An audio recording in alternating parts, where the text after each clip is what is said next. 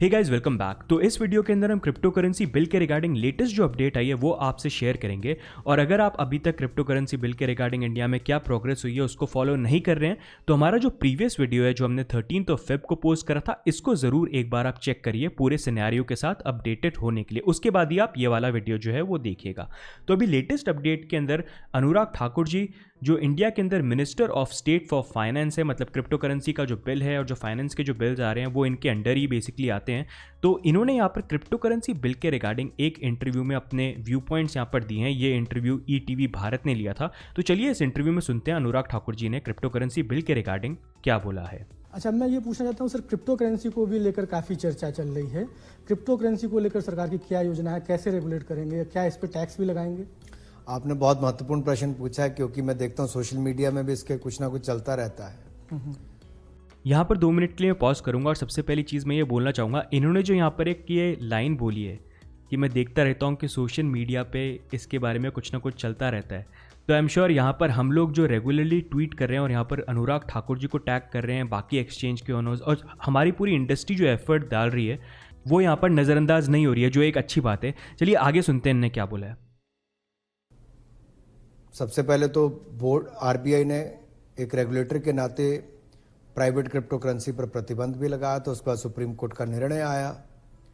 लेकिन दूसरी ओर सरकार ने इंटर मिनिस्ट्रियल कमेटी बनाई, उस समूह ने अपनी रिपोर्ट दी, फिर कैबिनेट सेक्रेटरी की अध्यक्षता में ग्रुप ऑफ सेक्रेटरीज मिला, उन्होंने अपने उसमें विचार दिए। अब उस रिपोर्ट को जब एक बार कैबिनेट में जाएगी और कैबिनेट उसको मंजूर करती है तो सरकार इस सत्र में इस बिल को ला भी सकती है कि जिससे क्रिप्टो करेंसी पर यहाँ पे देश में कानून भी बने और जो देश को, दुनिया भर के देशों को एक जो चुनौती है, एक प्राइवेट क्रिप्टो करेंसी और दूसरी जो उनके अपने देशों की डिजिटल करेंसी हो सकती है, वर्चुअल करेंसी हो सकती है, उस दिशा में भी दुनिया भर के देश अपने अपने स्तर पर अभी बातचीत कर रहे हैं। क्या इस पे टैक्स भी लगेगा क्रिप्टो करेंसी पे, कुछ ऐसा भी प्रस्ताव है? मुझे लगता है जब एक बार बिल आएगा उसमें बहुत सारी आपकी जो शंकाएं, चिंताएं और आपके सवाल, इन सब का उत्तर आपको उसमें मिलेगा।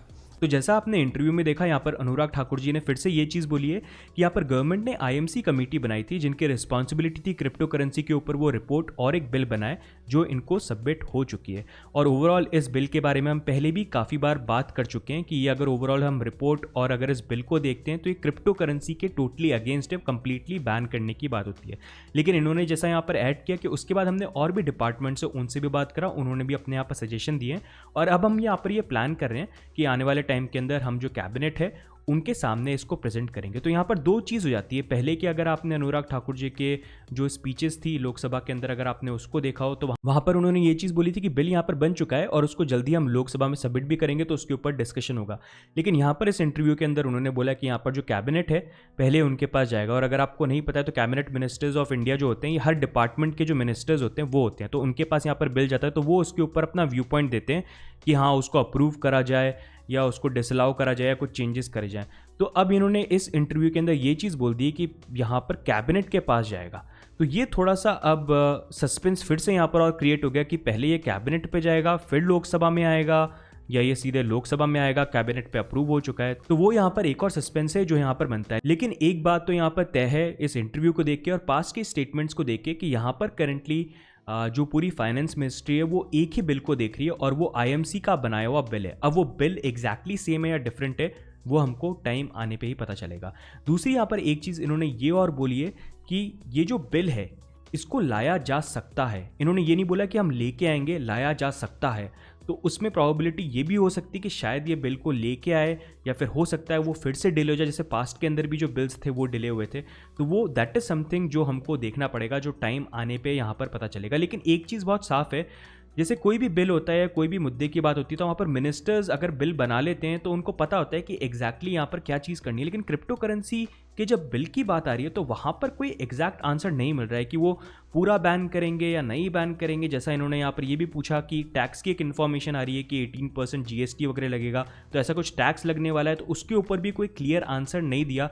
पूरा का पूरा बिल जो है एक सस्पेंस ही बना हुआ है क्या हो सकता है यहाँ पर क्रिप्टो करेंसी कंप्लीटली बैन कर दी जाए या हो सकता है पार्ट रेगुलेट करें या तो कुछ ना कुछ है। अब जब तक ये बिल सामने नहीं आता तो हमको पता नहीं चलेगा, इसलिए एक्चुअली में जब तक ये बिल पूरा पब्लिक नहीं होता ये आइडिया लगाना थोड़ा सा मुश्किल होगा कि एग्जैक्टली क्रिप्टो करेंसी को लेके इंडिया में आगे फ्यूचर क्या है। बाकी एक चीज़ जो इस वीडियो के अंदर मेरे को काफ़ी ज़्यादा पॉजिटिव लगी वो ये कि इन्होंने सोशल मीडिया के ऊपर जो शायद हम यहाँ पर टैग कर रहे हैं इनको रेगुलरली और ट्वीट कर रहे हैं, आप लोग भी जो साथ दे रहे हैं, टैग कर रहे हैं, ट्वीट कर रहे हैं, बाकी एक्सचेंजेस के ओनर्स भी अपनी तरफ से जो एफर्ट डाल रहे हैं, जो हम न्यूज़ चैनल्स पे जाके अलग अलग प्लेटफॉर्म्स पे जाके क्रिप्टो करेंसी के बारे में बात कर रहे हैं, उसका इम्पैक्ट कहीं ना कहीं जो अनुराग ठाकुर जी हैं या फाइनेंस मिनिस्ट्री है वो भी कहीं ना कहीं उस चीज़ को नोटिस कर रही है। तो ये जो एफर्ट है ये हमको कंटिन्यूसली करना है ताकि गवर्नमेंट के सामने अभी तक जितने मैंने इंटरव्यूज़ देखे एक चीज़ क्लियर है, इनको प्रॉब्लम सिर्फ ये है कि क्रिप्टो के पीछे ये करेंसी वर्ड क्यों है। करेंसी सिर्फ इंडियन रुपीज़ होती है, लेकिन अगर क्रिप्टो को एज ए ट्रेडेबल एसेट देखा जाए तो वो यहाँ पर प्रॉब्लम नहीं है। और यही सेम चीज़ सुभाष चंद्र गर्ग जी ने भी बोली थी, जिन्होंने यहाँ पर आईएमसी कमेटी को हेड किया था जब ये बैनिंग का ड्राफ्ट बना था और ये रिपोर्ट बनी थी। और इन्होंने भी यही चीज़ बोली थी कि हमने रिपोर्ट और ड्राफ्ट क्रिप्टो को एज ए करेंसी कंसिडर करते हुए बनाया, हमने क्रिप्टो को एज ए एसेट कंसिडर करते हुए नहीं बनाया। लेकिन अगर देश की जनता उसको एज ए एसेट ट्रीट करना चाहती है तो उसकी कुछ पॉसिबिलिटी वहां पर हो सकती है। तो गाइस, क्रिप्टो करेंसी बिल के रिगार्डिंग यही लेटेस्ट अपडेट है, जहां पर अभी भी एक बहुत बड़ा सस्पेंस बना हुआ है कि यहां पर ये जो बिल है क्या ये गवर्नमेंट ऑर्डिनेंस के थ्रू इसको पास करती है या फिर जब लोकसभा का सेशन वापस 8 मार्च को चालू हो जाता है वहां पर ये बिल सबमिट होगा, या फिर जैसा अब इन्होंने रीसेंट इंटरव्यू के अंदर बोला कि यहां पर ये जो बिल है पहले कैबिनेट के पास जाएगा और वहां पर अगर वो अप्रूव होता है तो इस सत्र में उस बिल को लाया जा सकता है। जैसा आप देख सकते हैं फिर से इस वीडियो में इन्होंने क्या बोला है। कैबिनेट में जाएगी और कैबिनेट उसको मंजूर करती है तो सरकार इस सत्र में इस बिल को ला भी सकती है। तो जैसा इन्होंने बोला कि इस बिल को ला भी सकती है, शायद आए शायद नहीं आए, तो पूरा का पूरा सस्पेंस है। तो गाइज ये हो गए क्रिप्टो करेंसी बिल के रिगार्डिंग लेटेस्ट अपडेट। अगर आपको वीडियो अच्छा लगा और कुछ नया सीखने को मिला है तो वीडियो को जरूर लाइक करिए और अगर क्रिप्टो करेंसी बिल के रिगार्डिंग आप अपडेटेड रहना चाहते हैं तो हमारे चैनल के ऊपर सब्सक्राइब जरूर करिए। हम सबसे पहले आपके लिए जो भी क्रिप्टो करेंसी बिल के ऊपर न्यूज आती है वो आपसे सबसे पहले यहाँ पर शेयर करते हैं। तो गाइज आज के लिए बस इतना ही, मिलते हैं नेक्स्ट वीडियो में, तब तक के लिए good bye and take care.